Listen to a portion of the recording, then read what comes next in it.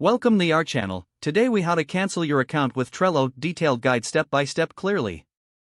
To cancel your account with Trello, start by logging into your Trello account. Enter your email address and password to access your dashboard. Once logged in, locate your profile icon in the top right corner of the screen. Click on the profile icon to reveal a drop-down menu. From the drop-down menu, select Settings. In the Settings page, scroll down to find the Close Account option. Click on Close Account to proceed with the cancellation process. You will be prompted to confirm your decision.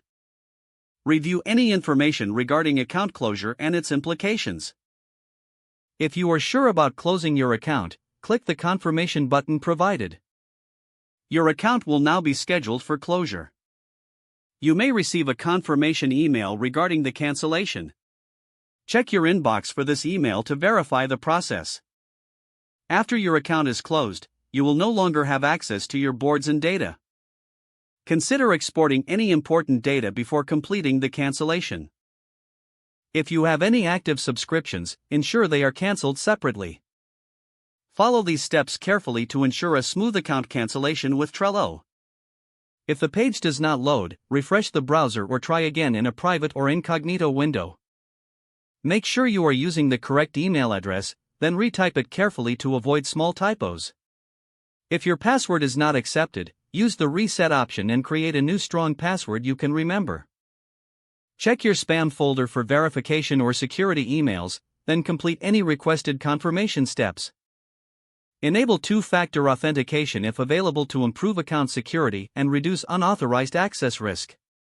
After signing in, review your profile details so your contact information and settings are accurate and current. If you see an error message, note it down and try again after restarting your device and internet connection. Log out when you finish, especially on shared devices, to keep your account and payment information secure.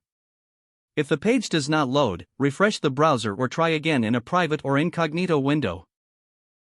Make sure you are using the correct email address, then retype it carefully to avoid small typos.